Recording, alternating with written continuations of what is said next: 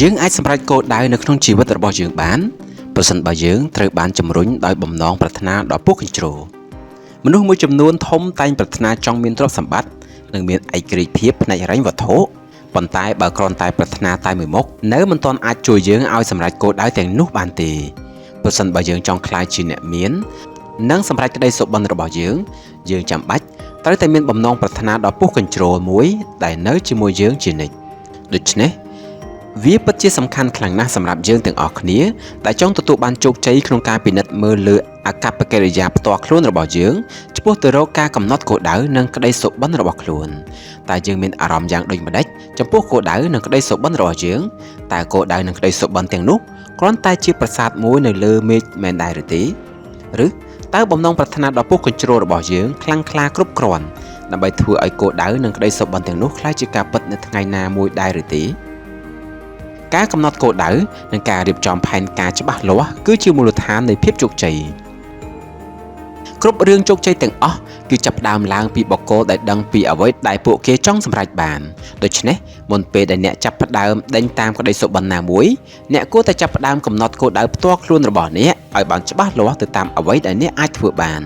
ឧទាហរណ៍ប្រសិនបើអ្នកចង់ក្លាយជាអ្នកមានអ្នកគួរតែធ្វើការសម្រេចចិត្តឲ្យបានច្បាស់លាស់ថាតើអ្នកចង់រកលុយឲ្យបានប៉ុន្មានលើពីនេះទៅទៀតអ្នកត្រូវតែយល់ដឹងឲ្យបានច្បាស់លាស់ថាតើនៅពេលណាដែលអ្នកចង់សម្រេចគោលដៅរបស់អ្នកហើយតើអ្នកត្រូវរៀបចំអ្វីខ្លះដើម្បីសម្រេចគោលដៅរបស់អ្នកពីព្រោះការកំណត់គោលដៅជាក់លាក់នឹងគ្មានន័យនោះទេប្រសិនបើគោលដៅរបស់អ្នកកំពុងតែអណ្ដែតអណ្ដូងនៅក្នុងអនាគតកាលគ្មានទីបញ្ចប់ដែលអ្នកមិនដឹងថានៅពេលណាដែលអ្នកអាចធ្វើវាបាននោះវាពិតជាសំខាន់ណាស់ក្នុងការរៀបចំផែនការមួយដែលគូសបញ្ជាក់នៅរាល់ជំហានដែលអ្នកនឹងត្រូវអនុវត្តរហូតដល់សម្រេចគោលដៅរបស់អ្នកហើយនៅពេលដែលមានផែនការមួយនោះហើយអ្នកត្រូវចាប់ផ្ដើមអនុវត្តភ្លាមទៅកុំទុកពេលវេលាចោលដោយឥតប្រយោជន៍វិធីសាស្ត្រខាងក្រោមនេះមានសារៈសំខាន់ចំពោះអ្នកប្រសិនបើអ្នកចង់ធ្វើឲ្យប្រកាសថាបំណងប្រាថ្នាចំពោះភាពជោគជ័យរបស់អ្នកគឺមានដក់ជាប់ជ្រៅនៅក្នុងគំនិតនិងសកម្មភាពរបស់អ្នកដំបូងអ្នកត្រូវសរសេរគោលដៅរបស់អ្នកនិងផែនការលម្អិតរបស់អ្នកដើម្បីសម្រេចគោលដៅនេះបន្ទាប់មកអ្នកត្រូវអានគោលដៅនិងផែនការលម្អិតរបស់អ្នកឲ្យបានលឺ2ដងក្នុងមួយថ្ងៃរៀងរាល់ថ្ងៃគឺអ្នកត្រូវអានវាម្ដងនៅពេលព្រឹកបន្ទាប់ពីអ្នកក្រោកពីគេងហើយអ្នកត្រូវអានវាម្ដងទៀតរៀងរាល់យប់មុនពេលដែលអ្នកចូលគេងសូមអនុវត្តតាមការណែនាំទាំងនេះហើយវានឹងមានភាពងាយស្រួលជាងមុនសម្រាប់អ្នកដើម្បីក្លាយជាអ្នកមានឬធ្វើឲ្យក្តីសុបិនណាមួយរបស់អ្នកក្លាយជាការពិតជាក់ជាមិនខានបុគ្គលជោគជ័យមានជំនឿដ៏រឹងមាំចំពោះខ្លួនឯងការមានជំនឿដ៏រឹងមាំចំពោះខ្លួនឯងគឺជាវិធីមួយដើម្បីធ្វើឲ្យប្រកាសថាអ្នកអាចសម្រេចគោលដៅរបស់អ្នកបានអ្នកអាចទទួលបានជោគជ័យប្រសិនបើអ្នកមានទំនុកចិត្តលើខ្លួនឯងនិងជំនឿរឹងមាំចំពោះខ្លួនឯងគ្មានទ្រព្យសម្បត្តិណាដែលអាចទទួលបានឡើយគ្មានទ្វីបឆ្ងាយណាមួយដែលអាចរកឃើញឡើយហើយក៏គ្មានអ្វីទាំងអស់ដែលអាចបង្កើតឡើងបាននោះទេបើគ្មានជំនឿជឿជាក់ជំនឿដែលមាននៅក្នុងខ្លួនយើងគឺមានឥទ្ធិពលយ៉ាងខ្លាំងក្លាទៅលើរូបរាងកាយនិងរបៀបរស់នៅក្នុងជីវិតរបស់យើងដោយពាក្យស្លោកមួយបានលើកឡើងថាឲ្យតែយើងមានជំនឿរឹងមាំលើខ្លួនឯងសូម្បីតែភ្នំក៏យើងអាចរំកិលឲ្យផ្លាស់ទីបានដែរដោយប្រើប្រាស់អារម្មណ៍ស្វ័យប្រវត្តិអនុសម្បញ្ញៈរបស់យើងអាចមានឥទ្ធិពលទៅលើឥរិយាបថរបស់យើងជំនឿដ៏រឹងមាំដែលមាននៅក្នុងខ្លួនយើងមិនមែនកើតមកតាំងពីកំណើត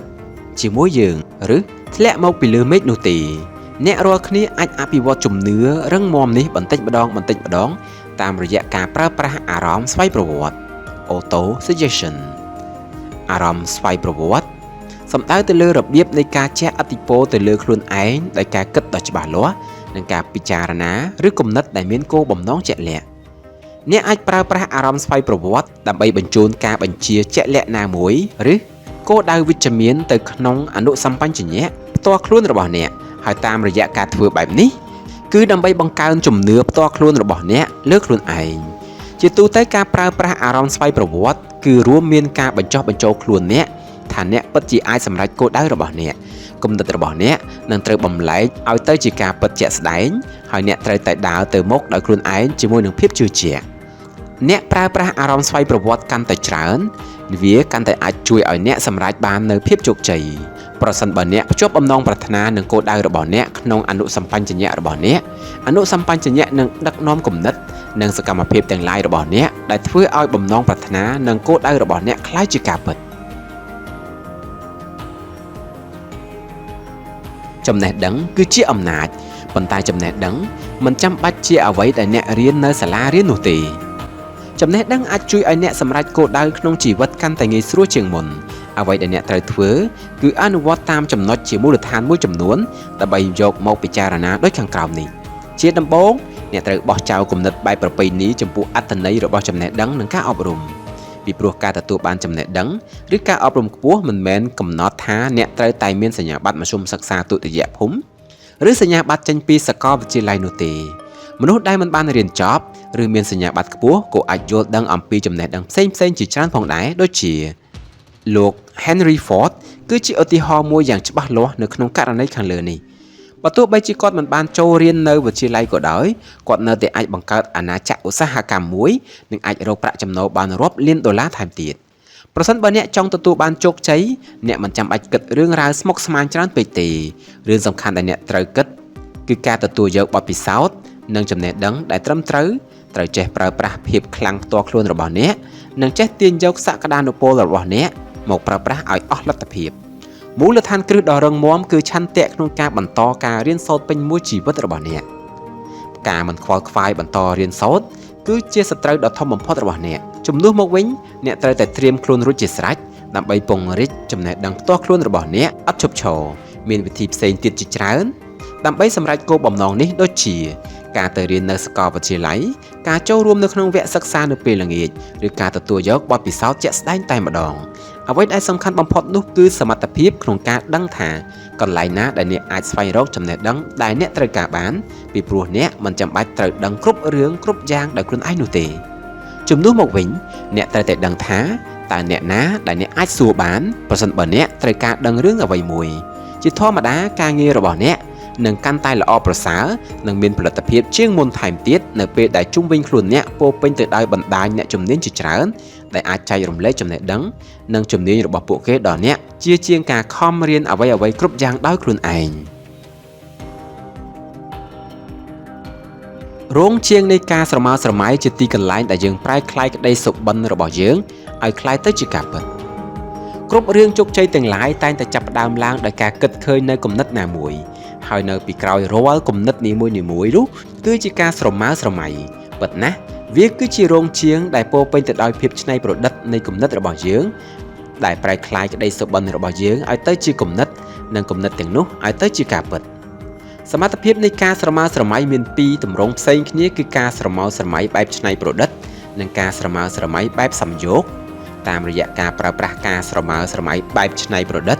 យើងអាចគិតឃើញនៅរបស់អ្វីៗដែលថ្មីទាំងស្រុងអ្នកនិពន្ធបទភ្លេងវិចិត្រករនិងអ្នកនិពន្ធដែលមានភាពប៉ិនប្រសប់តែងប្រើប្រាស់មុខងារនេះដើម្បីបង្កើតការងារថ្មីស្រឡាងដែលមិនធ្លាប់មានពីមុនមកផ្ទុយមកវិញការស្រមើស្រមៃបែបសំយោគគឺជាការរៀបចំគំនិតចាស់ៗឡើងវិញឲ្យទៅជាគំនិតថ្មីឧទាហរណ៍ក្រុមវិស្វករនៅក្រុមហ៊ុន Sony បានសម្រេចចិត្តធ្វើការអភិវឌ្ឍឧបករណ៍ថតសំឡេងដែលប្រើប្រាស់ដោយអ្នកកាសែតកាលពីសម័យមុនដោយប្រែក្លាយឧបករណ៍ទាំងនោះឲ្យទៅជាឧបករណ៍ចាក់តន្ត្រីចល័តមួយ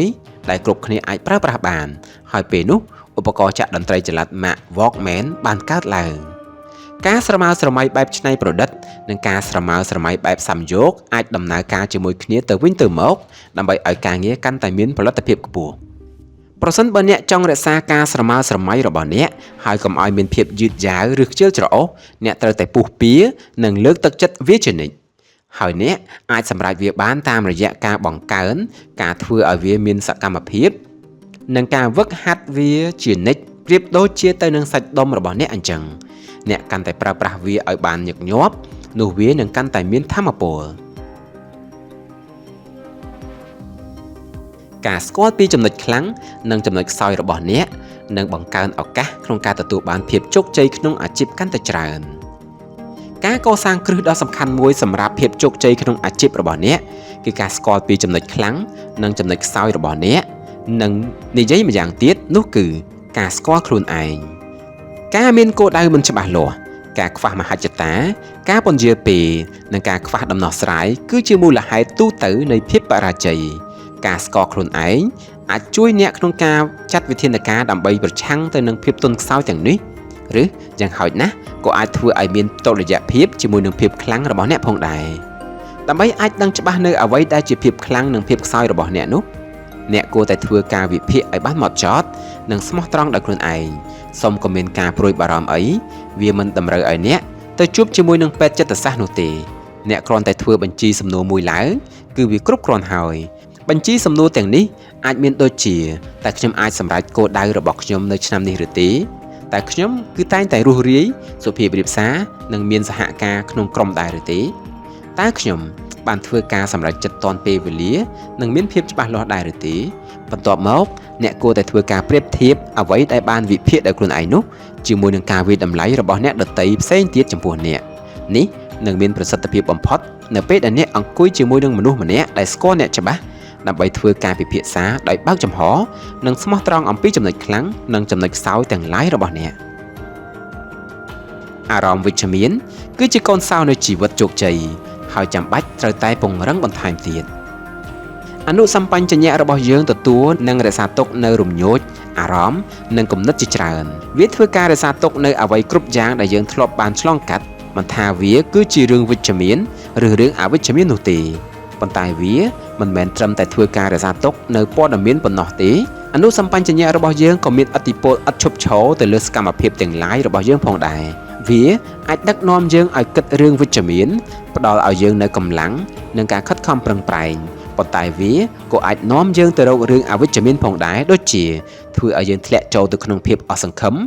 និងភាពទុតិយនិយមជាដើមដូច្នេះប្រសិនបើយើងចង់ឲ្យអនុសម្បញ្ញៈរបស់យើងជួយយើងឲ្យបានដឹងពីបំណងប្រាថ្នានិងគោលដៅរបស់យើងនោះយើងត្រូវធ្វើឲ្យប្រាកដថាអារម្មណ៍វិជ្ជមានគឺដើរតួយ៉ាងសំខាន់ក្នុងការដឹកនាំជីវិតរបស់យើងដូច្នេះយើងត្រូវតែផ្ដល់ឲ្យអនុសម្បញ្ញៈរបស់យើងនៅរឿងវិជ្ជមានឲ្យបានច្រើនពីព្រោះប្រសិនបើយើងធ្វើបែបនេះអនុសម្បញ្ញៈនឹងដើរតួនាទីជាមគ្គុទ្ទេសក៍ដែលដឹកនាំយើងទៅរករឿងដែលមានប្រយោជន៍និងរីកចម្រើនប៉ុន្តែប្រសិនបើយើងអនុញ្ញាតឲ្យខ្លួនយើងមានអារម្មណ៍អវិជ្ជមានច្រើនពេកដូចជាកំហឹងការស្អប់ការសងសឹកឬទុតិយនិយមនោះរឿងអវិជ្ជមានបែបនេះនឹងកើតឡើងជាក់ជាមិនខានហេតុដូច្នេះហើយការរស់នៅក្នុងជីវភាពប្រចាំថ្ងៃវាពិតជាដើរតួនាទីយ៉ាងសំខាន់អ្នកត្រូវជៀសវាងការទំនាក់ទំនងជាមួយមនុស្សដែលនិយាយច្រើនឥតបានការមនុស្សដែលនិយាយតែពីរឿងអវិជ្ជមានហើយមិនត្រូវខ្វល់ខ្វាយទៅនឹងការបំបាក់ទឹកចិត្តពីមនុស្សបែបនេះនោះឡើយផ្ទុយទៅវិញអ្នកគួរតែព្យាយាមបង្កើនសន្ទុះនៃរឿងវិជ្ជមានឲ្យបានច្រើនដូចជាភាពរីករាយនិងស្នេហាជាដើមនេះជាមធ្យោបាយតែមួយគត់ដែលធ្វើឲ្យអ្នកអភិវឌ្ឍបាននៅផ្លូវចិត្តវិជ្ជមាននៅក្នុងរយៈពេលយូរអង្វែងមនុស្សជោគជ័យត្រូវបានសម្គាល់ដោយការបដិញ្ញាចិត្តនិងការរក្សាជំហរដ៏រឹងមាំរបស់ពួកគេការវិភាគរឿងរ៉ាវជីវិតជាង 25,000 រឿងរបស់មនុស្សដែលមិនទទួលបានជោគជ័យក្នុងអាជីពបង្ហាញថាកង្វះការបដិញ្ញាចិត្តគឺជាមូលហេតុចម្បងនៃការបរាជ័យរបស់ពួកគេផ្ទុយមកវិញការវិភាគរឿងរ៉ាវជោគជ័យរបស់មហាសេដ្ឋីពាន់លានដុល្លារជាច្រើនរូបបានបង្ហាញថាពួកគេទាំងអស់មានចរិតពីរដែលដូចគ្នានោះគឺពួកគេធ្លាប់ធ្វើការសម្រេចចិត្តចំពោះការសម្រេចចិត្តដែលត្រូវធ្វើភ្លាមៗហើយនៅពេលដែលពួកគេបានសម្រេចចិត្តរួចហើយពួកគេឈរនៅពីក្រោយការសម្រេចចិត្តនោះយ៉ាងរឹងមាំការរឹងចចេះក្នុងកម្រិតសមរម្យឲ្យតែវាមិនមែនជាការរឹងចចេះដែលមិនស្ដាប់គេឯងនោះក៏អាចមានគុណសម្បត្តិផងដែរជាពិសេសលោក Henry Ford ដែលត្រូវបានគេដឹងថាគាត់ជាមនុស្សដែលតែងតែប្រកាន់ខ្ជាប់នៅការសម្រេចចិត្តរបស់ខ្លួនជានិច្ចជាឧទាហរណ៍មនុស្សជាច្រើនណែនាំឲ្យគាត់ជំនួសឡានដែលល្បីល្បាញតែមិនសូវស្អាត Model T របស់គាត់បដូរដោយ Model ថ្មីវិញប៉ុន្តែគាត់នៅតែបន្តការផលិតឡាននេះរយៈពេលយ៉ាងយូរដូច្នេះហើយគាត់នៅតែអាចបន្តនាំមកនៅប្រាក់ចំណេញជាច្រើនតាមរយៈរថយន្តនេះមតិយោបល់គឺសម្បូរខ្លាំងណាស់មនុស្សគ្រប់គ្នាតែងតែមានមតិយោបល់រៀងៗខ្លួនហើយពួកគេភាគច្រើនតែងតែចង់ចែកចាយពួកវាផងដែរដើម្បីជៀសវាងការធ្លាក់ចូលទៅក្នុងភាពគ្រោះថ្នាក់នៃឥទ្ធិពលអវិជ្ជមាននានានិងរក្សាឲ្យបាននៅជំហររឹងមាំរបស់អ្នកវាសមហេតុផលណាស់ក្នុងការផ្ដល់ឲ្យអ្នកដទៃនៅឱកាសតិចតួចទៅបានហើយក្នុងការបញ្ចេញមតិរិះគន់របស់ពួកគេជាពិសេសមនុស្សដែលកំពុងគ្មានកម្លាំងចិត្តគួរតែរក្សាផែនការនិងបំណងផ្សេងនៅនឹងខ្លួនឯងហើយមិនត្រូវប្រាប់ទៅនរណាម្នាក់នោះឡើយលើកលែងតែម្នាក់នោះ ជាសមាជិកដែលត្រូវបានជ្រើសរើសដោយដៃផ្ទាល់ខ្លួនឯងឬអ្នកខាងក្រៅដែលគួរឲ្យទុកចិត្តបានមានតែការតស៊ូមិនបោះបង់ប៉ុណ្ណោះដែលនឹងនាំមកនូវភាពជោគជ័យក្នុងរយៈពេលនៃដំណើរការនៃគម្រោងណាក៏ដោយយើងទាំងអស់គ្នាតែងតែប្រឈមមុខនឹងឧបសគ្គនិងការលំបាកជាច្រើនដោយជិះមិនរួច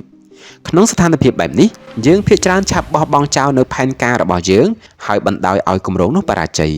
ប៉ុន្តែមានតែមនុស្សមួយចំនួនតូចប៉ុណ្ណោះដែលនៅតែប្រកាន់ខ្ជាប់នៅផែនការដើមរបស់ពួកគេជានិច្ចនិងធ្វើឲ្យក្តីសុបិនរបស់ខ្លួនរីកលូតលាស់คล้ายទៅជាការពិតបើទោះបីជាមានឧបសគ្គច្រើនយ៉ាងណាក៏ដោយការតស៊ូមិនបោះបង់និងភាពអត់ធន់គឺជាគន្លឹះដ៏សំខាន់នោះមានន័យថាយើងធ្វើការឥតឈប់ឈរដើម្បីសម្រេចគោលដៅរបស់យើងហើយកុំបាត់បង់ចក្ខុវិស័យចំពោះគោលដៅរបស់យើងឲ្យសោះទោះយ៉ាងណាក៏ដោយភាពជជែករឹងរូសគួរតែជៀសវាងឲ្យបានក្នុងគ្រប់ស្ថានភាពទាំងអស់ឧទាហរណ៍ថាប្រសិនបើមានការចាំបាច់បន្ទាន់ដែលតម្រូវឲ្យមានការកែប្រែទៅលើតម្លៃណាមួយអ្នកក៏ត្រូវតែមានឆន្ទៈក្នុងការអនុវត្តវាផងដែរប្រសិនបើអ្នកចង់ឲ្យការតស៊ូនិងការអត់ធ្មត់ចាក់ឫសនៅក្នុងទម្លាប់របស់អ្នកនេះជាវិធានសាមញ្ញចំនួន4យ៉ាងអ្នកត្រូវតែមានគោលដៅច្បាស់លាស់និងអភិវឌ្ឍបំណងប្រាថ្នាដ៏ពុះកញ្ជ្រោលនេះដើម្បីសម្រេចគោលដៅឲ្យបានអ្នកត្រូវការផែនការហ្មត់ចត់និងច្បាស់លាស់ដើម្បីគ្រប់គ្រងដល់ការអនុវត្តគោលដៅរបស់អ្នកមិនត្រូវបណ្ដោយឲ្យខ្លួនអ្នកទទួលយកឥទ្ធិពលពីគំនិតអវិជ្ជមាននិងគំនិតដែលធ្វើឲ្យអស់សង្ឃឹមឡើយអ្នកចាំបាច់ត្រូវមានទំនាក់ទំនងស្និទ្ធស្នាលនិងអាចទុកចិត្តបានជាមួយមនុស្សណាម្នាក់ឬក្រុមណាមួយដែលផ្ដល់ការគាំទ្រនិងជំនួយនានាដល់អ្នកចូលចាត់ទុកវិធានការទាំងនេះប្រៀបដូចជាកម្មវិធីលំហាត់ពិសេសមួយដើម្បីជួយឲ្យអ្នកបង្កើតឡើងនូវការអត់ធ្មត់និងការតស៊ូសម្រាប់ខ្លួនអ្នកផ្ទាល់ដើម្បីសម្រេចកិច្ចការអស្ចារ្យបានគឺទាមទារឲ្យមានភាពឆ្លាតវៃនិងមានមនុស្សឆ្លាតវៃនៅជុំវិញខ្លួនអ្នកគោលដៅកាន់តែធំការធ្វើផែនការកាន់តែស្មុគស្មាញការធ្វើផែនការកាន់តែស្មុគស្មាញការអនុវត្តគោលដៅកាន់តែពិបាកការអនុវត្តគោលដៅពិបាកវាកាន់តែត្រូវពឹងផ្អែកលើខួរក្បាលដែលមានភាពច្នៃប្រឌិតភាពវៃឆ្លាតនិងមានជំនួយច្រើនពីអ្នកដទៃថែមទៀតផងការជួយគាំទ្រគ្នាទៅវិញទៅមកនេះដំណើរការបានល្អបំផុតនៅពេលអ្នកជ្រើសរើសបានក្រុមមួយដែលមានមនុស្សវៃឆ្លាតហើយអាចទុកចិត្តគ្នាបានដែលយើងអាចហៅថាក្រុមគំនិតវៃឆ្លាតក្រុមគំនិតវៃឆ្លាតគឺជាក្រុមមនុស្សដែលមានគំនិតដូចគ្នាធ្វើការរួមគ្នាដើម្បីសម្រេចគោលដៅរួមមួយគោលការណ៍សំខាន់បំផុតនៃក្រុមគំនិតវៃឆ្លាតគឺឥទ្ធិពលនៃការរួបរวมរបស់វាប្រសិនបើមនុស្ស2នាក់ឬច្រើននាក់ដែលធ្វើការបានយ៉ាងល្អជាមួយគ្នាបានរួមបញ្ចូលគ្នានៅជំនាញទេពកោសល្យចំណេះដឹងបទពិសោធន៍ទំនាក់ទំនងនិងធនធានដទៃទៀតរបស់ពួកគេហើយប្រើប្រាស់វាដើម្បីសម្រេចគោលដៅរួមគ្នាលទ្ធផលដែលទទួលបានគឺនឹងច្រើនជាងផលបូកនៃផ្នែកនីមួយៗរបស់វាទៅទៀតលទ្ធផលនោះជាចំណែកលើសមួយដែលក្រុមអ្នកអាចសម្រេចបានហើយអ្នកនឹងមិនអាចសម្រេចបានដូច្នោះនោះទេនៅពេលដែលអ្នកធ្វើតែម្នាក់ឯង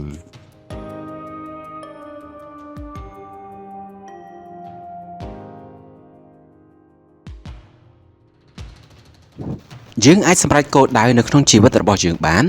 ប្រសិនបើយើងត្រូវបានជំរុញដោយបំណងប្រាថ្នាដ៏ពុះកញ្ជ្រោលមនុស្សមួយចំនួនធំតែងប្រាថ្នាចង់មានទ្រព្យសម្បត្តិនិងមានឯករាជ្យភាពផ្នែកហិរញ្ញវត្ថុប៉ុន្តែបើគ្រាន់តែប្រាថ្នាតែមួយមុខនៅមិនទាន់អាចជួយយើងឲ្យសម្រេចគោលដៅទាំងនោះបានទេ